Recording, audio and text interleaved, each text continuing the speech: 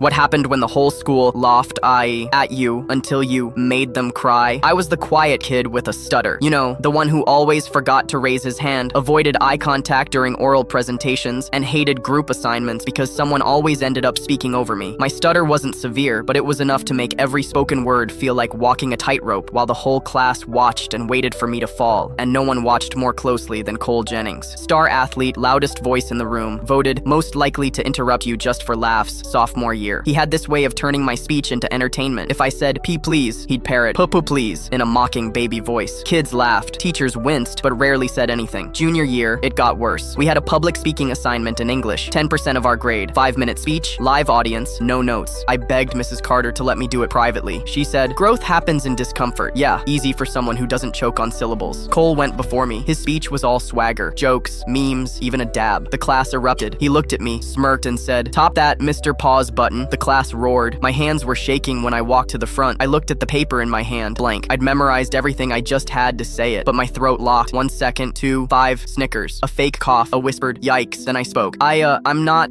good at this. Laughter, but I kept going, slow, choppy. Every word felt like hauling a boulder uphill barefoot. Halfway through, I saw someone in the front row tearing up. It was Jamie, class valedictorian. Then a few others stopped whispering. The room was quiet. By the end, I said, "And if you're still listening, thank you, because you just gave me a voice." Silence. Then a single clap. Then the room erupted, not in mockery, but in applause. Mrs. Carter was crying. Even Cole looked stunned. That night, I went home and cried for a different reason. A week later, the principal called me into her office. I thought I was in trouble. She said, "There's a national high school speech contest. Mrs. Carter submitted your video." I blinked. "I didn't win, right?" She smiled. "You didn't win. You qualified. You're in the finals." And guess what? It was a team event. 2 speakers per school. I wanted to say no, but then she told me who else qualified from our school. Cole. He walked into the practice room smirking. I guess I'm carrying this team, but something was different. During practice, I tripped on a word. He didn't mock me. He waited patiently. Then he said, that pause, it made the line hit harder. Was he being supportive? Over the next month, we practiced a lot. We actually worked well together. He had energy. I had emotion. One day he stayed behind after practice and said, "You know, that speech you gave, it messed me up, dude. Like, made me rethink a lot of stuff." He looked embarrassed admitting it. At nationals, we stood side by side under the spotlight. 1,000 people watching. Cole opened. Then it was my turn. I looked out. My stutter tickled the back of my throat, but it didn't control me. I finished my lines, then said, "I used to hate my voice. Now, I own it." The crowd stood. Applause, cheers. We didn't win first place, but we got second, and a standing ovation. Back at school, Cole pulled me aside. "I was a jerk," he said. "You didn't deserve that. None of it." He held out a fist. I bumped it. Now, every time I speak, I remember that first trembling sentence. I'm not good at this. Turns out, I was lying, because even the quietest voice can change a room if someone's willing to listen. Sometimes, I visit younger classes to help shy kids find their voice. Last week, one boy told me, "You sound like me." I smiled and said, "Good, that means you sound strong."